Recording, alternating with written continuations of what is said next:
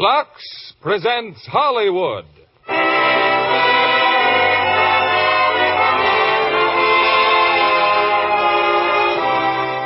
Lever Brothers Company, the makers of Lux Toilet Soap, bring you the Lux Radio Theater, starring Joseph Cotton, Valley, and Louis Jourdan in The Paradine Case. Ladies and gentlemen, your producer, Mr. William Keighley.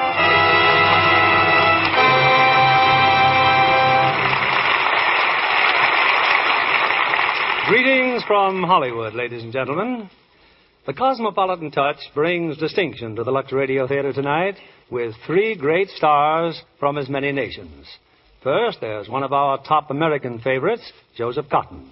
And joining him are two of David O. Selznick's most important discoveries, the lovely and talented Valley from Italy, and from France, the accomplished Louis Jourdan.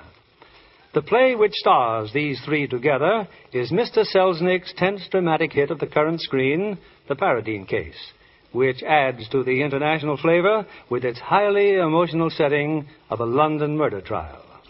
And there's another international favorite involved in this production, too. That's Lux Toilet Soap.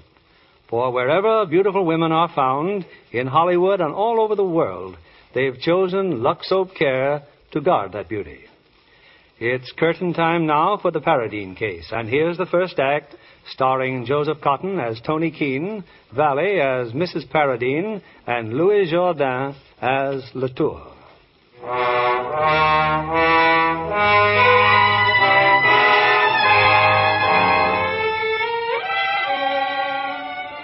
A few days ago, the London newspapers announced the death of a celebrated war hero, Colonel Richard Paradine.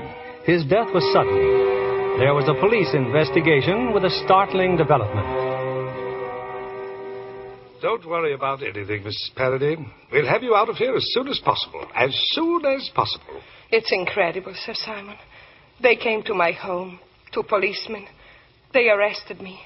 They say my husband was poisoned. Inspector Ambrose will be back in a moment, my dear. Let's not waste any words. You don't have to tell me that the police are making a terrible mistake. But above all things, we mustn't despair. You're not despairing, are you? No, I'm not despairing. Now, let's see. They'll read the charge and ask if you've anything to say. I think you'd better say no. Is that understood?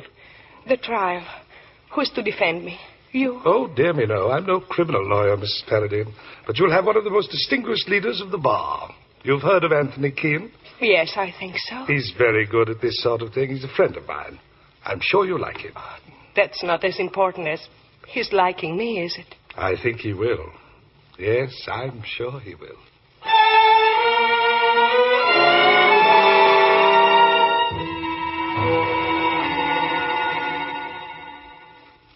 Tony, what's the matter, dear? You're miles away. Just been thinking, Gay. That case Simmy wants me to take, Mrs. Paradine. I don't believe she did it, Tony. Nice people just don't go about murdering other nice people. So you think she's nice? A photograph looks nice. A little too beautiful, maybe, but anyone who wasn't nice wouldn't have married a blind man, even though he was so rich. Nice people never murder their husbands, It's amazing that 11 years of wedlock with an incurable realist hasn't altered a single one of your lovely delusions about nice people. But you've changed, Tony. Have I? 11 years ago, you wouldn't have taken on this Paradine case. That's nonsense. I never turned down a thumping big fee then any more than now. You still love me, though. A little. Come here. I'm not really mental, not entirely.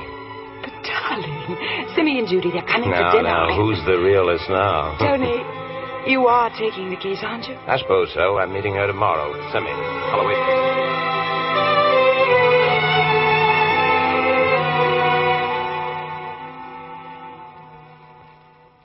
And here's the great man himself, Mrs. Paradine, Anthony Keene. You can take heart, my dear. We've got the Royal Marines on our side. You're going to defend me? The Royal Marines look forward to very little trouble, Mrs. Paradine. A brief skirmish, and you'll be lunching at the Savoy again. Really? I haven't been thinking about lunching at the Savoy. I keep hearing people all the time saying that I married a helpless blind man for his money, and then killed him for his money. No. And what will they say of Richard? It makes him out such a fool for loving me. We'll have answers for whatever they say. You loved him, And he needed you. You know that? Weren't you his eyes? I was, of course. I had to be. Had to be, Mrs. Paradine? Had to be? You must mind your verbs, my dear. Sir Simon means that it was a voluntary service. You devoted your whole life to Richard Paradine freely, gladly. Yes. Yes, I see what you mean. I am sure it would be better to regard it in that light. Now, I don't know, Mrs. Paradine, whether or not Mr. Keene intends to put you in the witness box, but if he does... I don't think we need trouble, Mrs. Paradine, with all that just now, Simmy. When will I see you again? Just as soon as I've gone over the details with Sir Simon. You've told him everything we should know. Of course. Thank you deeply. Until next time, Mrs. Paradine.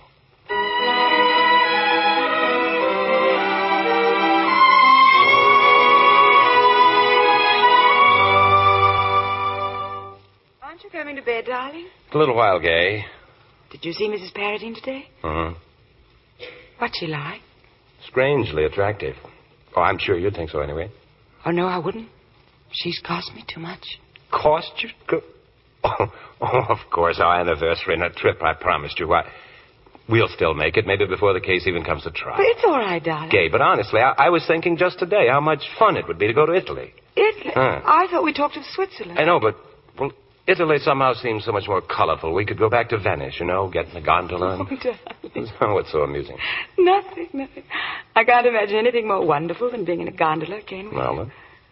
It's just that you're so transparent. What? And for such a devious kind of barrister, too. You're pretty devious yourself right now. Mrs. Paradine is strangely attractive. And isn't Italy colorful? So? Oh, all the idiotic... I thought it might please you to know I can be jealous. You really think I'm interested in a woman who... Silly, of course you're not interested. And I'm glad you're not getting so old you can't admire an attractive woman. Well, I'd better get back to work.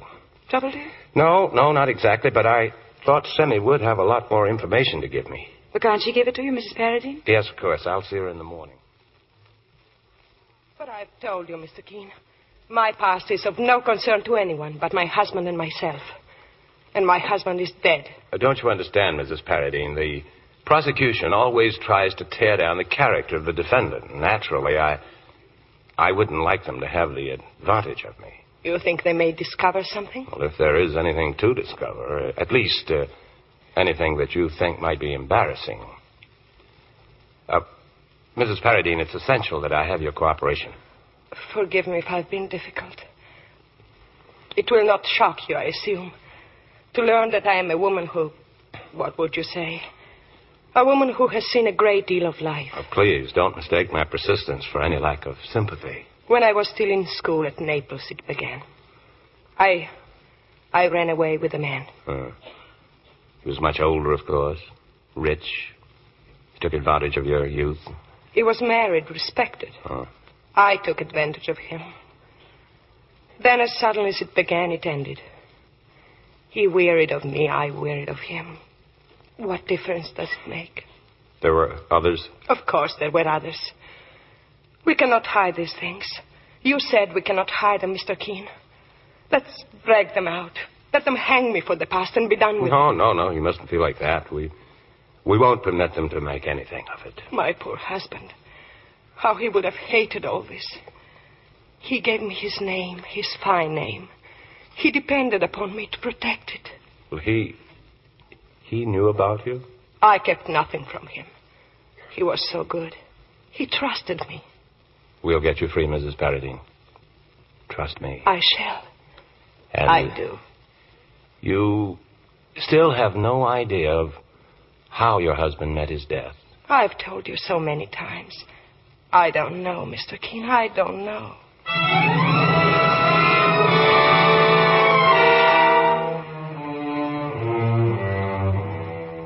But I still say, Tony, why not let the Crown have the burden of proof? They say she poisoned her husband. We'll let them prove it. Sammy, what possible objection could you have to our proving that Paradine committed suicide? He was ill, depressed. I just think it's dangerous. Blind men have committed suicide before. We have only to decide who helped Paradine to do it. That's simple. Paradine's valet, that fellow Latour. Latour worshipped him. He guided Paradine's every step like a mother hen. It's after midnight. Darling, I know it's after midnight, but I'm not sleepy and I've work to do. Well, Semmy looks dead. Well, he isn't dead. Quite right, my dear. I only look dead.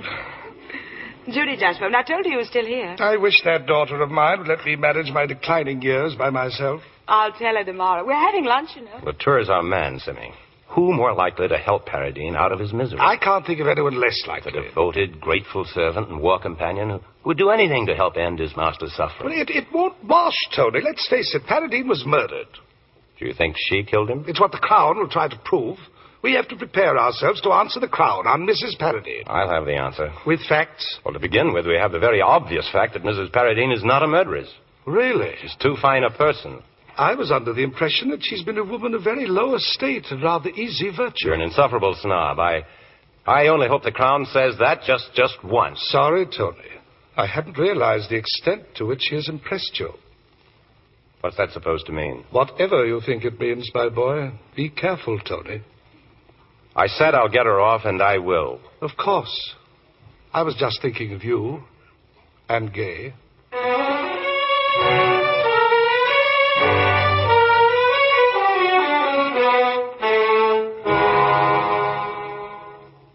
It's true, isn't it, Mrs. Paradine? Latour worshipped your husband. Yes, it's true. So if Colonel Paradine wanted to die, there was only one person he could turn to. Isn't that right? I wouldn't say that. That Andre helped him. Andre? You call him Andre, a valet? Excuse me, I'm not too well trained in the more subtle snobberies of your class. My class, I'm afraid you don't know me very well. I'm a bit confused, Mrs. Paradine. You seem very eager to protect Latour from even suspicion of being involved. Well, this is impossible. You spoke as my rescuer. Talked of a brief skirmish, and Yes, so I did. Well, we'll drop Latour for the time being. And go on to what, Mr. Keene? I don't know exactly, but... Well, we've time yet before the trial. I'll keep you well advised, Mrs. Paradine. Now, look here, Judy. Daughter or not, you've no Oh, right to... stop it, darling. You know I'm right. Now, why has Tony dropped the suicide angle and the valet? I didn't say he dropped it. He just wasn't able to talk Mrs. Paradine into it. Has he got a substitute? I don't know. He's going to Cumberland to investigate Hindley Hall. That's the Paradine country house. But Paradine died in London. And why would Hindley Hall be open? Well, it's not really open. There's just the housekeeper and... Look here, Judy. Is that handsome young valet there? Of course he is. Tony's going up there because he thinks there was something between Mrs. Paradine and Latour. Oh, absurd. Is it? Well, why are you looking so funny? Or did you have the same idea? And he's jealous. Oh, my heavens, Tony's jealous of that valet. Judy, of all the... Have you ever known Tony to visit any other client so often in jail? Tony's in love with his wife, and you know it. If he lets Gay down after all these years... Oh, go on. Leave me alone. The best men always end up with the worst women. Tony's after her boyfriend, and that's why he's going to Cumberland. I'm right, aren't I? I'll not be treated as a hostile witness by my own flesh and blood. I just wish I were married to Tony for just 1 hour. I'd make him jump through hoops. I wish you were married to someone, my angel. Perhaps he could put up with your claptrap better than I can. What's she like, Father? What's she really like? Fascinating. I'm an old ruin, Judy, but she certainly brings my pulse up a beat or two. Poor Gay.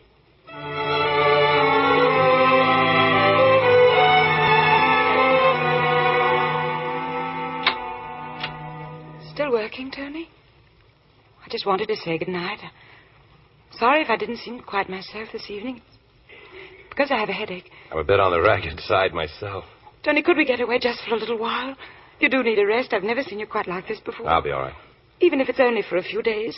For our anniversary, you did promise. Really, darling, there are some things more important than anniversaries. You didn't used to think so. Matter of fact, I have to go away.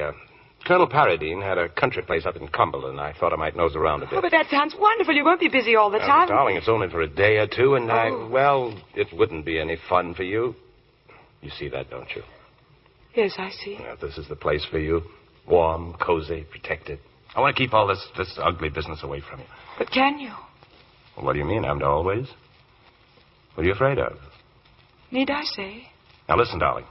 This settles it. Nothing is worth this kind of trouble between us. I won't go on with this case at all. Tony. I mean it. Simmy can get someone else. But what will she say? What the devil does it matter what she says? We'll leave for Switzerland. Oh, Tony. What's the matter now? Nothing's the matter. Just thank you. knew you couldn't have changed that much. What do you say, Lucerne or Samaritz? No, Tony, neither. You're going up to Cumberland, and then you're coming back and going into court. No, I am tired. That's what you said, and you're right. Not too tired, dear. And you're the only man who can save her. Oh, you've always had such big ideas about me. No, darling, I haven't. Besides, I wouldn't like a woman to be hanged. Any woman. Just because my husband had a rendezvous with her. In jail. Yay. You'll come to Cumberland with me. We can I'll be waiting here, Tony. Cozy, comfortable, and protected. Good night, darling.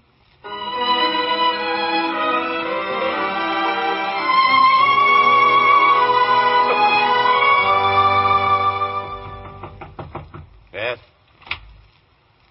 Well, Mr. Latour. Can I have a word with you, Mr. Keene? Well, don't they announce callers at this inn? How did you know this was my room? I saw you come up from the lakeshore, and then this light went on. Oh, you've been watching the inn for some time? Yes. Huh.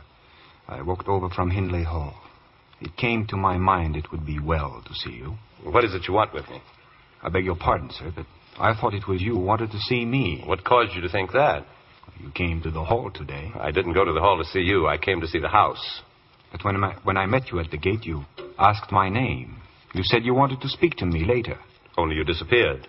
Why? I don't know. I think first... No, I don't want to talk to him. And then I think perhaps I'm wrong. Now, just remember this, Latour. You forced yourself on me. You're not one of my witnesses, and it would be most improper for me to try to establish contact with you. But you wanted to see me, You sir. choose to say so. But it so happens that it's my business, my job, to save the life of your employer. I beg your pardon, sir. She's not my employer. I served Colonel Paradine. Have that your own way. But I insist upon knowing what you're here for now. I know why you wanted to see me. She sent you. She, Mrs. Paradine, doesn't even know that I'm here. She had nothing to do with my coming. It seems I'm wrong, then. Why would she send me? She'd have her reasons. Mr. Keene, you may not think it, but you're on the wrong side, sir, and I tell you so. You'd better make yourself clear. You have only known Mrs. Paradine since she is in prison. Is it not so? Yes. Then how can you know her? If you did, I shouldn't need to tell you that only Almighty God, or the Black Devil himself, knows what's going on in that head of hers. I won't hear anything more against her. I know what I'm talking about. I know her. If ever there was an evil woman, she's one. Would you mind getting out of here? I said get out. Very good, sir, as you wish. If you'll allow me, sir, I'm very sorry for you. And God help you.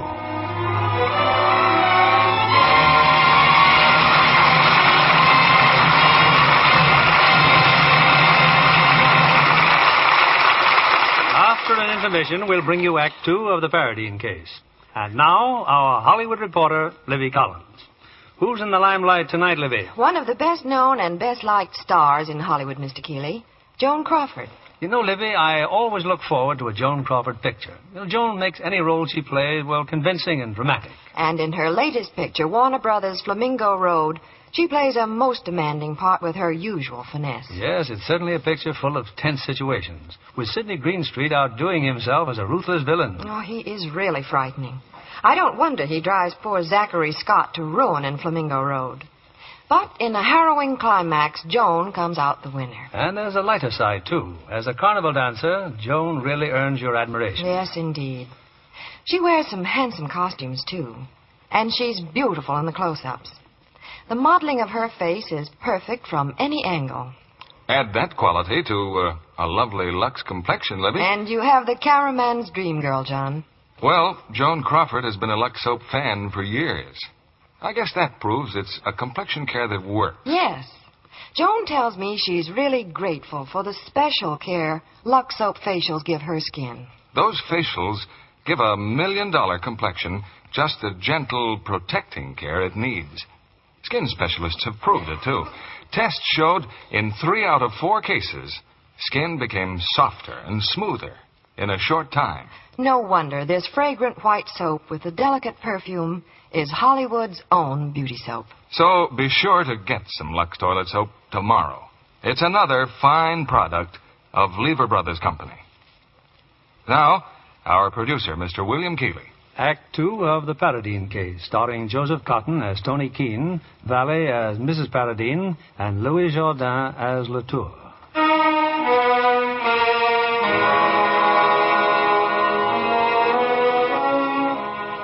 The defense of Madalena Paradine is far more than just another case to Anthony Keene. Almost against his will, he's fallen under the charm of a lovely woman. And back now in London, his first call is at Holloway Prison. Mr. Keene, I thought you'd forgotten me. Forgotten you? I've been up to Hindley Hall. Why? Why did you go there? I thought it might help me to know more about your background. I went through the house, into your room. And spoke to whom? I saw Latour, Mrs. Paradine. At first he avoided me, then he came to the inn to see me. Indeed. And what did my husband's valet have to say about me? I beg you, don't behave this way with me. I don't know what you mean. Latour hates you. Don't you know that? He despises you. He despises old women. He hates you, and he'll tell the jury why he hates you. Can't you see that? Of course I see. You needn't explain these things as though I were a child. Then listen to me.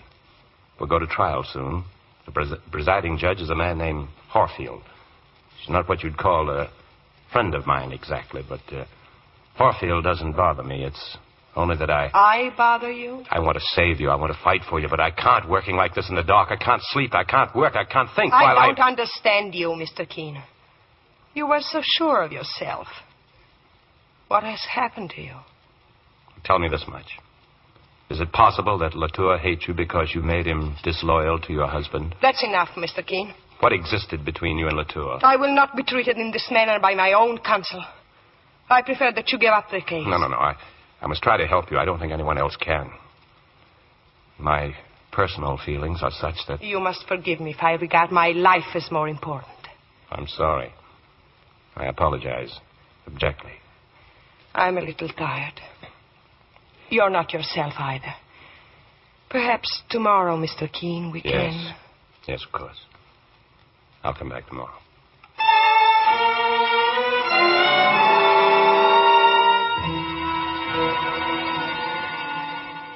Tony? In here, dear. You're just in time for tea. Hello, darling. How was the journey? Oh, not very interesting. Tremendous estate. Rather what you'd expect, you know. The Lake District. Would you rather I didn't talk? What is it you want to know about Gay? Oh, you've been reading the newspaper. Mrs. Paradine's counsel visits her in jail. It's a good picture of you, darling. I suppose you hate her, don't you? I won't deny there have been moments these past weeks when I've wished the worst for her. It's not easy to face the thought of losing you. Gay, must Let you me make finish, dear. I've come to a conclusion. Conclusion? I want her to live. I hope she goes free. Free to kill, or to take other women's husbands, or to do anything else that comes into that beautiful head of hers. You can't really care what happens to her. But I do. Oh, not for any noble reasons, but because I want all this business over and done with. An end to your being all mixed up, part lawyer, part lover. Oh, what nonsense. All right, frustrated lover, then. Yes. And part husband still. Because you're not finished with me, Tony. You wouldn't have come back here if you were. I know the depth of your feeling for me. Okay, I'm counting on your feeling for me. All I ask is that she lives, so the fight can be an even one. Because if she dies, you're lost to me forever. You'll go on thinking you love her, imagining her as your great lost love. But you don't love her, Tony. No, you don't. There are lots of things I don't know, but there's one thing I know better than anyone else. I know you. I want you to win this case, Tony. I want you to get her free. I've made my speech. It's what comes to being married to a lawyer. I'll go up and change. I may win this case or lose it sooner than we thought. Oh? Trial has been moved up. But are you ready? Yes, I'm ready. We go to court the day after tomorrow.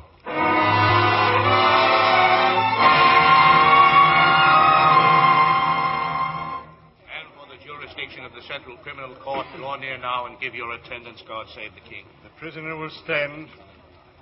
Madalena Paradine, you are charged with the murder of Richard Patrick Paradine on May the 6th last. Are you guilty or not guilty? Not guilty.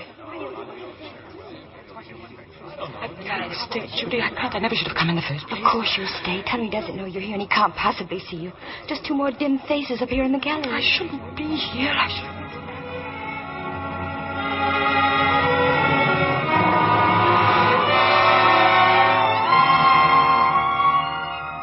The prosecution will proceed. Thank you, my lord. It is a simple statement of fact that on the night of May 6th, Richard Paradine, a blind man, died as the result of a murderous dose of poison. We also know that earlier in the evening, a quarrel took place, in which the participants were Mrs. Paradine, Colonel Paradine, and his faithful servant and comrade-in-arms, André Latour. Gentlemen of the jury, you are all probably aware of the Colonel's heroic character. One looks back upon his life with humility and pride. Suddenly, in the service of his country, he's doomed to darkness and the life of an invalid. It was then that he met and married the defendant. Outwardly, this woman was a model of patience. Heaven only knows what sultry fires were banked within, but she had patience. She could bide her time. This is indeed no ordinary woman.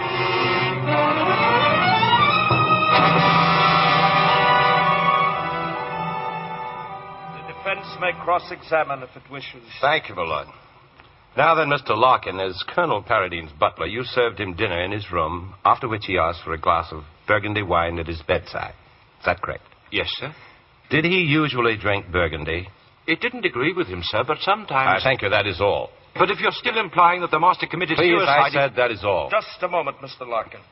Yes, my lord. You told the jury that Colonel Paradine did not usually take Burgundy because it disagreed with him. Did he dislike Burgundy? Oh, no, my lord. On the contrary. He was very fond of Burgundy, but seldom dared take it. Yes, my lord. That is correct. Thank you. Well, Judge Horfield just killed Tony's point. How? What do you mean? By making it clear there was nothing so unusual about his drinking Burgundy. You will pardon me, Mr. Keene. I was anxious that the point should be clear. Thank you, my lord. I'm obliged to your lordship. Has the Crown any questions? Oh, no questions, my lord. Will the clerk call André Latour, please? Take the testament in your right hand, Mr. Latour, and repeat the oath. I swear by Almighty God that the evidence I shall give shall be the truth, the whole truth, and nothing but the truth. Your name? André Latour. You were born in Canada and served in the war with Colonel Paradine? Yes, sir. You won the Distinguished Conduct Medal and Bar for gallantry in the field? That is so, sir. At the time of Colonel Paradine's death, you were employed as his valet and confidential companion. You were very much attached to Colonel Paradine, were you not? He was the finest man I ever knew. Mr. Latour, at about 8 o'clock on the night of May 6th, you heard the service bell ringing. You went to the Colonel's room. You saw the Colonel and Mrs. Paradine facing each other. Is that correct? It is, sir. What happened then, Latour? Colonel Paradine was very angry with me. His exact words, if you please. He said, "Do I understand you're going to leave me now, when I need you the most?" So I asked him who told him such a thing. He said, "She did, Miss Paradine." Had you any intention of leaving him? No, sir. She just wanted to get rid of me. Did you remain in the room? No, sir. The colonel ordered me to leave. Did you return to the room? Yes, sir. About an hour later. Now, listen carefully. Was Mrs. Paradine still in the room? She was in the hallway, outside. You're certain of that? I am. Is it your impression that the lady was passing directly from Colonel Paradine's bedroom to her own? Yes, sir. Your witness, Mr. Keene? Mr. Latour, just a point or two about the years you spent in Canada. I'm sorry, Mr. Keene, but the hour's getting late. We will adjourn until tomorrow morning at 10 o'clock. My lord, I should like to examine the witness. Mr. Keene, you shall have all the time you wish in the morning. Very well, my lord.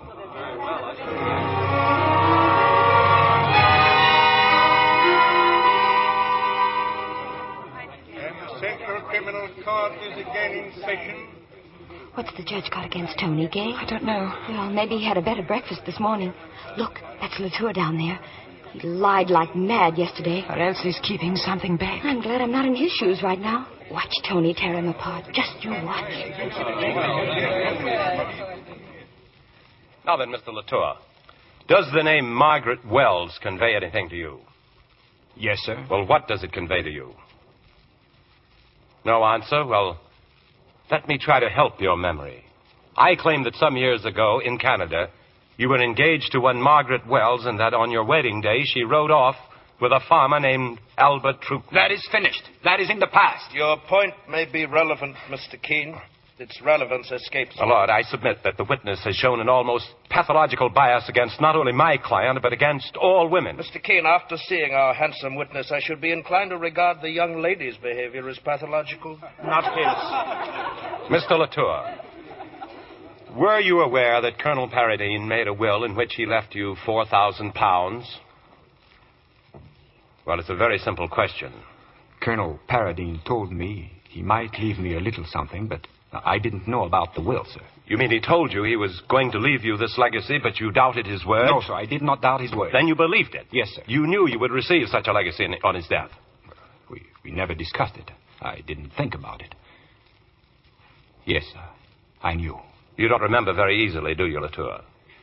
And did you or did you not repeatedly hear Colonel Paradine say that he wished to be dead? That he wished he was dead, sir? That he was sick of life and wished to be dead?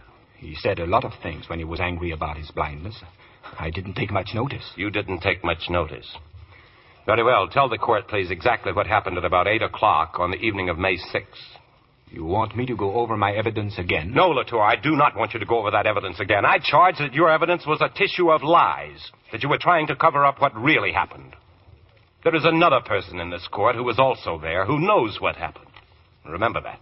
What is your question, Mr. Keene? I asked Mr. Latour if he still wishes to swear that Mrs. Paradine invented a cock and bull story about his leaving the Colonel's employ, and that this started the quarrel. Yes, sir, she did. It would be your word against her word against yours. Yes, sir, and so it was then with the Colonel.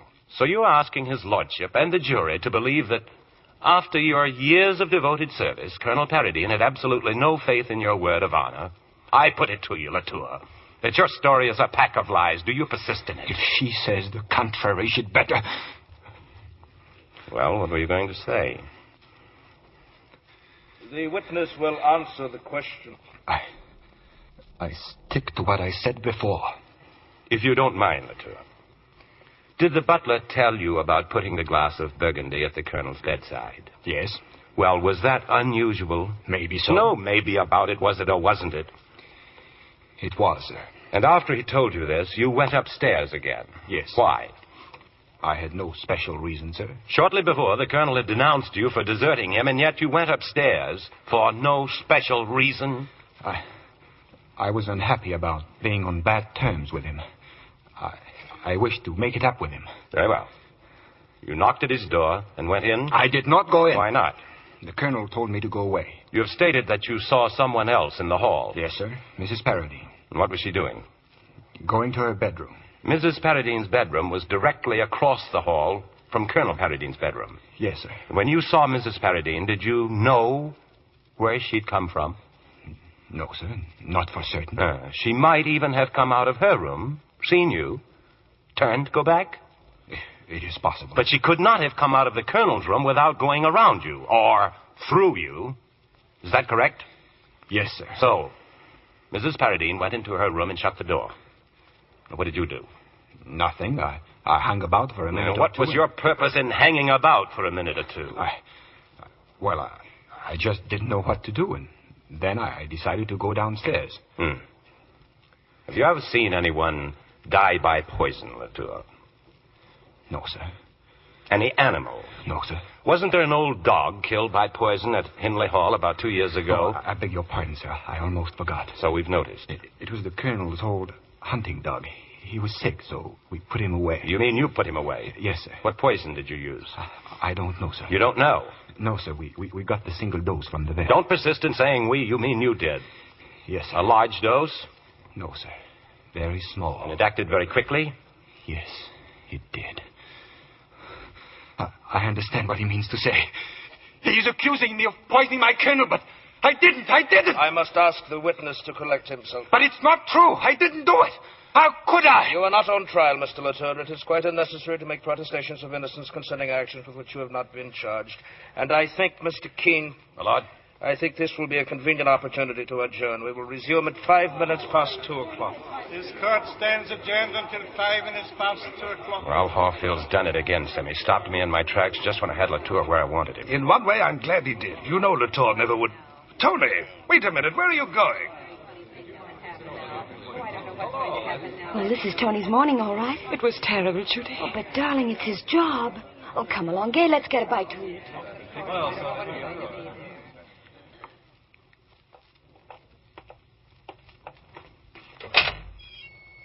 She's in here, Mr. Keene. Mrs. Paradine. Thank you. Well, it's gone well for us this morning. Really well. Has it? Surely you must know that. I'm not a lawyer, Mr. Keene. Good heavens, you're a clever woman. Don't you realize how I shook Latour? I only realize that you have not kept faith with me. Huh. I do not agree to what you've done today. But I objected when you wanted to make it appear that Andre had helped my husband kill himself. Now you make him out to be a murderer. No, I will not forgive you for what you've done today. Forgive me when I've exhausted myself destroying everything in an effort to save you? I did not ask you to do that. Forgive me. And I was idiot enough to fall in love with you. Did you hear that? If it's true, then how could you deceive me as you've done? Mrs. Paradine, this case is narrowed down to one of three things. Either your husband managed somehow to poison himself, or Latour did it, or you did it. As you like. But I will not have you making Andre a murderer. Are you in love with him? What has that to do with it? You are my lawyer, not my lover. Someone else said something very much like that. I should like to know whether you intend to continue with the case. Yes, of course. I'm planning to dispense with the witnesses except you. I'm going to rely on your evidence and my final speech to save you. I know I can trust you. I feel it. Yes. You will save me. You can trust me. But not at his expense. You understand that, don't you? But suppose that's the only way to save you. You are not to destroy him. If you do, I shall hate you as I've never hated a man. I must go on the way I've begun. I must act according to my own view. You can say what you like in the witness box, but my questions will be mine. Of course, Mr. Keene. And the answers will be mine.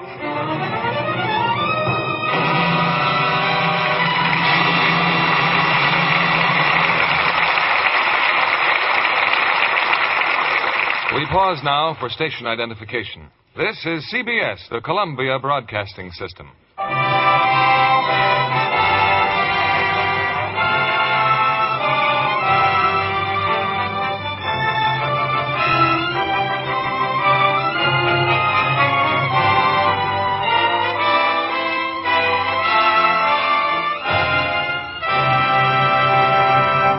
In a few moments, we'll continue with the third act of the Paradine case.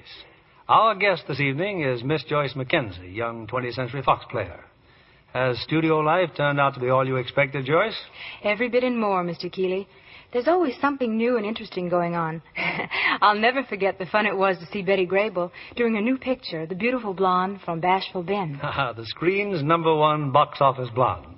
You know, it's Betty in a new kind of role. Yes, the picture's a riotous takeoff on a typical Western. Betty turns out to be a clever comedienne as the trigger-happy heroine of The Beautiful Blonde from Bashful Ben. With Rudy Valley and Cesar Romero as a pair of timid heroes. It's a grand piece of entertainment. You know, Mr. Keeley, I'd always admired Betty Grable's beauty on the screen. When I actually saw her, I was more impressed than ever. What do you think, Mr. Kennedy? Well, I felt the same way, Joyce, when Betty Grable was on our program 2 weeks ago. She's a winner, all right. And, I'm proud to say, one of our most enthusiastic Lux girls. I know, Mr. Kennedy. Betty Grable depends on Lux soap facials regularly for that delicate skin of hers. Betty told us when she was here that both her little daughters are Lux girls, too. What better recommendation for this gentle complexion soap? Personally, I find Lux toilet soap a wonderful beauty care. It really works. Thank you, Miss Joyce Mackenzie, for coming tonight. There's a reason, you know, why this fragrant white soap is the choice of 9 out of 10 screen stars. And that's why you should begin Lux Soap Beauty Care tomorrow. Here's our producer, William Keeley. The curtain rises on the third act of the Paradine case, starring Joseph Cotton as Tony Keene, Valley as Mrs. Paradine, and Louis Jourdain as Latour.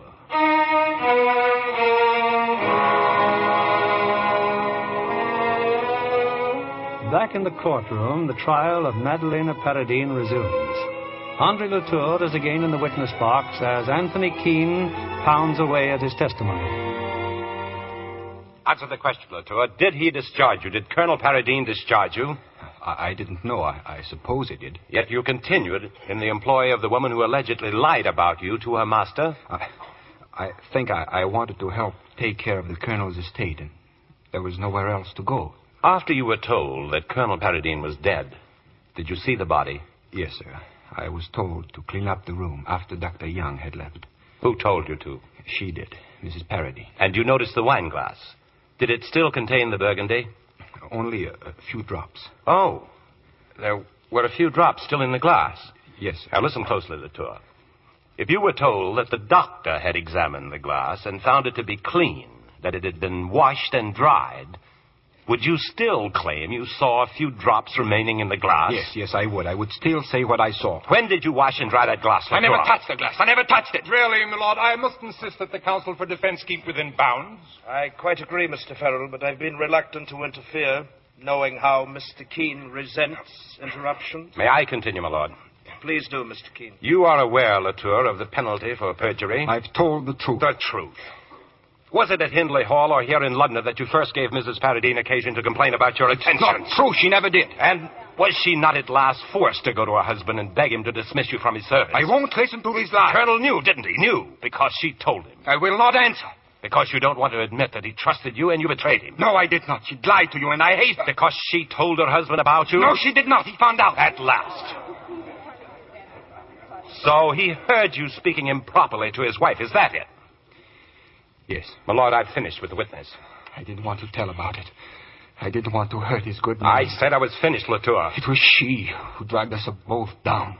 I hated every moment with her, but God forgive me. I couldn't help myself. My lord, this man is a confessed perjurer. Must the jury listen to this rubbish? Mr. Keene, this is not the first time you've been responsible for an over-emotional atmosphere in court. I cannot blame the witness for his behavior. May I be heard, my lord? You may. Latour, in testifying as to what was overheard by Colonel Paradine, are you implying that you engaged in improper conduct with Mrs. Paradine? Yes. You know now what I did. I cannot live with the memory of what I've done. Did you avoid the truth because of your feelings about this woman? I lied because I didn't want the world to know what she was. His wife. My Colonel's wife. That is all, Latour. My lord, the prosecution has concluded its case. You have heard the Crown, Mr. Keene? I have, my lord. Members of the jury, the woman in the prisoner's dock is a foreigner, friendless and alone in a strange country. But a country, thank heaven, that has always prided itself on its passion for justice. I had fully intended to call before you numerous witnesses to speak of her character, of her self-sacrifice. A sacrifice made cheerfully by a beautiful woman, fascinating and still young, in order to bring the light of her affection into the life of a blind man.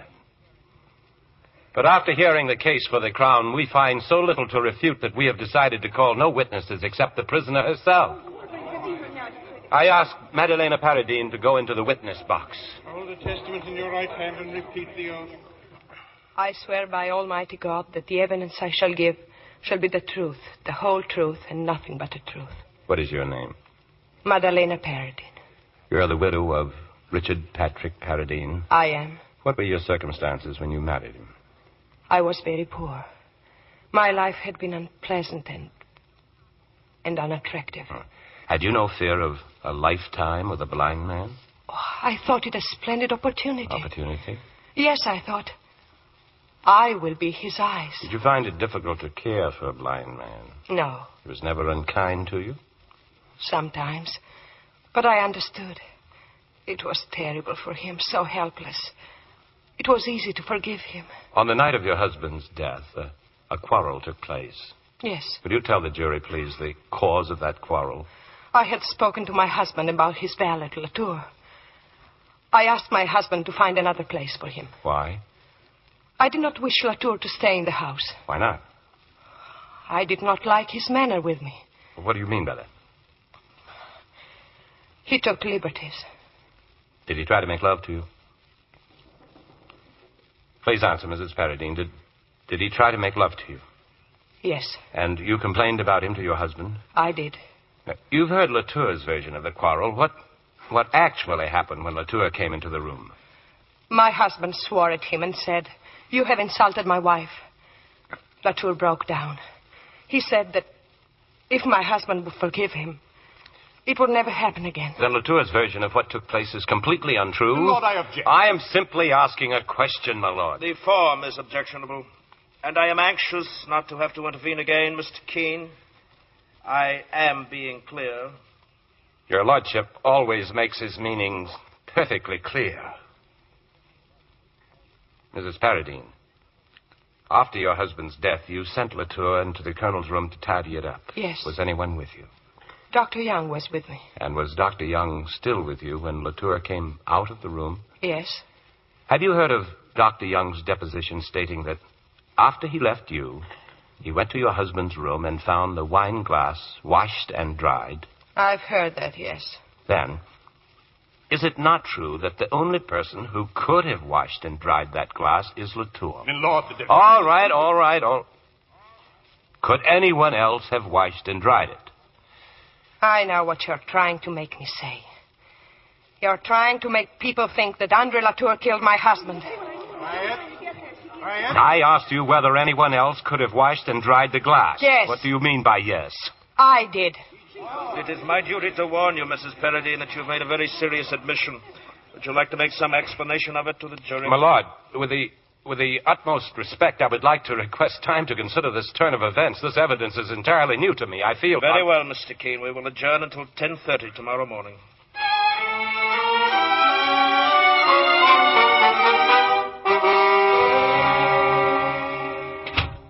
Hello, Tony. Well, hello, Judy. Well, what are you looking so sad about? Oh, nothing. I was there today in court. Was Gay with you? Yes.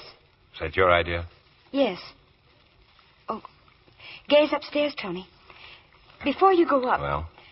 If Mrs. Paradine washed that wine glass... If she did wash that glass, it's because she knew that Latour killed Paradine, and if I had access to her while she's a witness, I'd make her say so tonight. And Latour's motive? He was in love with her. What about your motive, Tony? What do you mean? Well, you know, and I know, and Gay knows why it is that you think Latour's the murderer. You wouldn't have handled her that way in the witness box for any other reason. You treated her as though you were cross-examining a witness for the prosecution. Look here, Judy, I'll handle it. Oh, Tony, it's true. It's terribly true. Somebody's got to show you. You've got to save this woman for Gay's sake. If you'll let me alone, perhaps I still can. If you're left to your own devices, I'll bet you one thing. Mrs. Paradine will be done for, and your career along with it.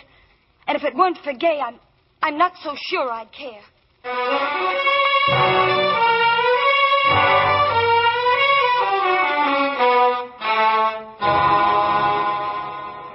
Well, Mr. Keene, the defendant is in the witness box. You may resume where you left off yesterday. My lord, I have no further questions. I have finished with the witness. Does the Crown wish to cross-examine? We do, my lord. Mrs. Paradine, these attentions on Latour's part had gone on for some time. Yes. Then why did you delay telling your husband? I was ashamed. Ashamed? Why? Was it your fault? Of course not. Then why be ashamed? Mrs. Paradine, did you not refrain from complaining about Latour because you were madly in love with him? Madly in love with him? And yet I went to my husband and asked him to send Latour away? Is that what you think? And did you not finally succeed in your objective and induce this unfortunate man who worshipped his master to betray him? I deny that. Mrs. Paradine, is it not a fact that as soon as you discovered that Latour took no interest in you, you resolved to overcome that indifference? No. Weren't you in love with Latour all the time he lived in Hanby Hall? No. Were you not madly in love with him all the time? Just a moment, please. My lord, I'm simply trying It's this message. I've just been handed a message from the police. Andre Latour committed suicide an hour ago. Andre. Quiet. My lord, I would like to have an opportunity to consider what bearing this new tragedy has on the case. I submit that it is great bearing, my lord. It is perfectly obvious why the witness committed suicide. Oh, no, I don't think so. Latour himself said he couldn't live with the knowledge of having betrayed Colonel Paradine. I suggest that both counsel remember where they are. Mr. Farrell, do you wish to apply for an adjournment? Adjourn? No, my lord. Then proceed with your case. Very well. Mrs. Paradine, you admitted yesterday that you deliberately washed the glass that contained the poison which killed your husband. Why did you wash that glass? Answer my question. Why did you wash that glass? You must answer the question, Mrs. Paradine. I'm sorry. I didn't hear it. Counsel has already repeated it. What does it matter now? Andre is dead.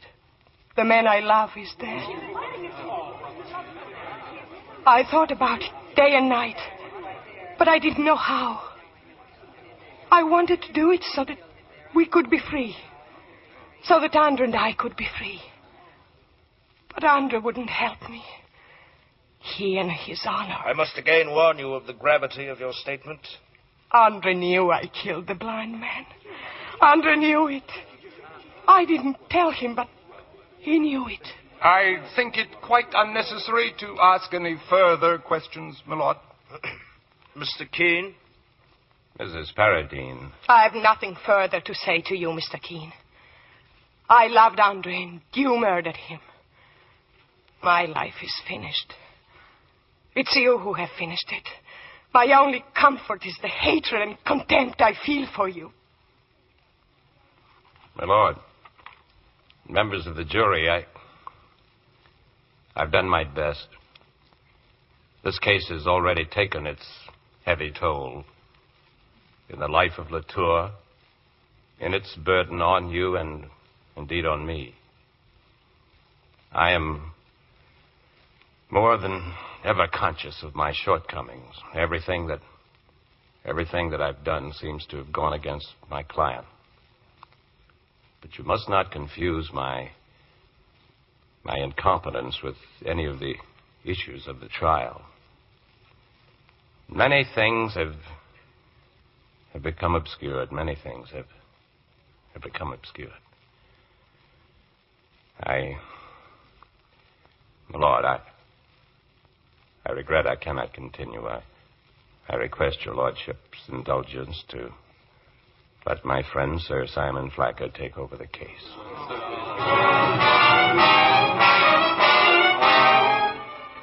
Madalena Paradine, you have heard the verdict of the jury. You will be returned this day to His Majesty's prison in custody of the warden. And there, following 3 clear Sundays, you will be hanged by the neck until dead.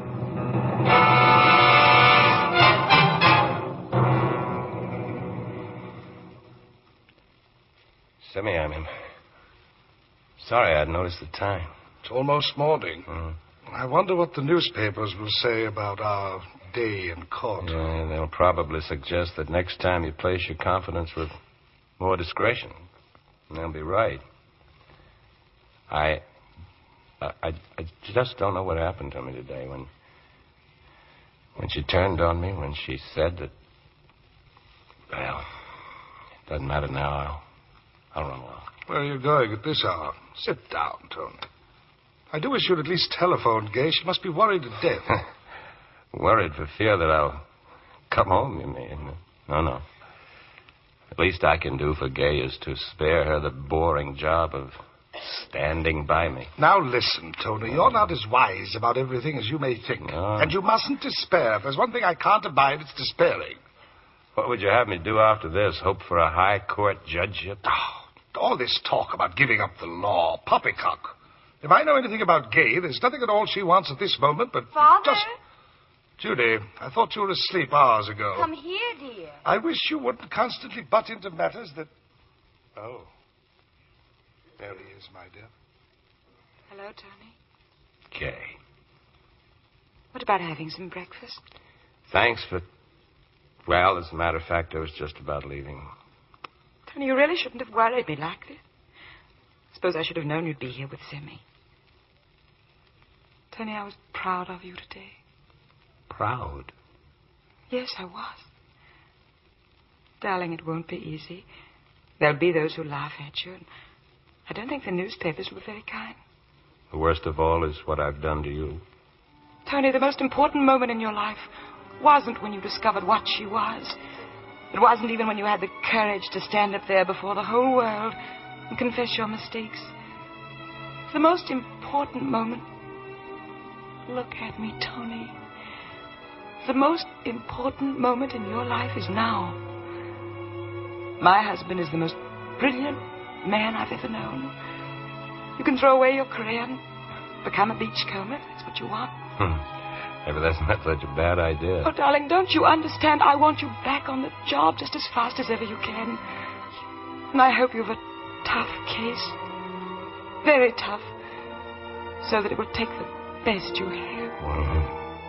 Oh, darling. All your fancy ideas about me. I'll try, Kay. I'll try.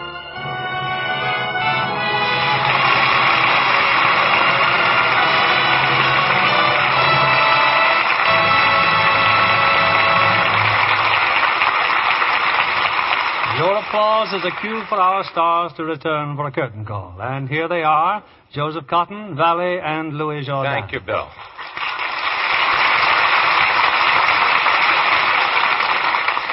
It's a great pleasure to be back. Oh, Joe, you must have seen some exciting things while you and Alida were making your picture in Vienna last winter. Well, Vienna's sort of an international hotspot right now. Did you have a chance to visit your home in Italy, Miss Valley? Yes, and of course that was the biggest thrill of the trip for me.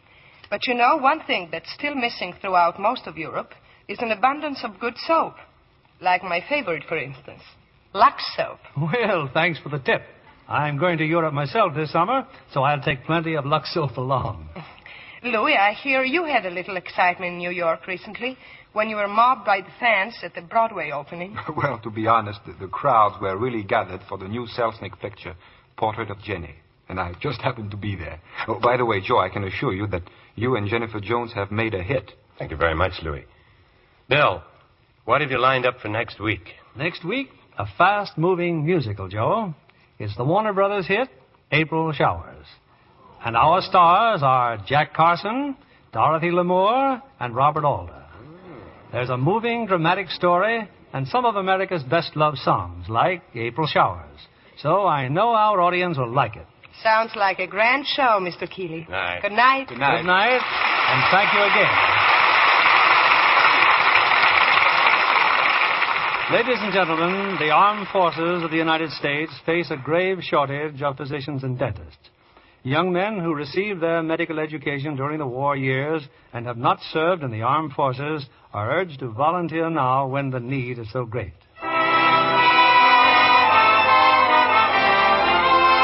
Lever Brothers Company, the makers of Lux Toilet Soap, join me in inviting you to be with us again next Monday evening when the Lux Radio Theater presents Jack Carson, Dorothy Lamour, and Robert Alder in April Showers. This is William Keeley saying good night to you from Hollywood.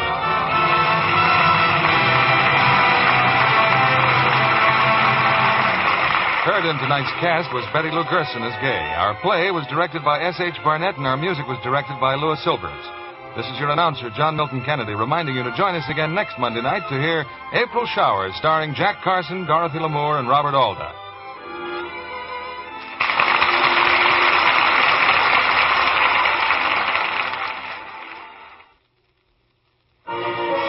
If you have trouble with your nice things, change to Lux Flakes, and they will bubble your troubles away. Keep nice things lovely longer, keep undies and stockings stronger. Let LUS bubble your troubles away. Be sure to listen next Monday night to the Lux Radio Theater presentation of April Showers, starring Jack Carson, Dorothy Lamour, and Robert Alder. Stay tuned for My Friend Irma, which follows over these same stations. This is CBS, the Columbia Broadcasting System.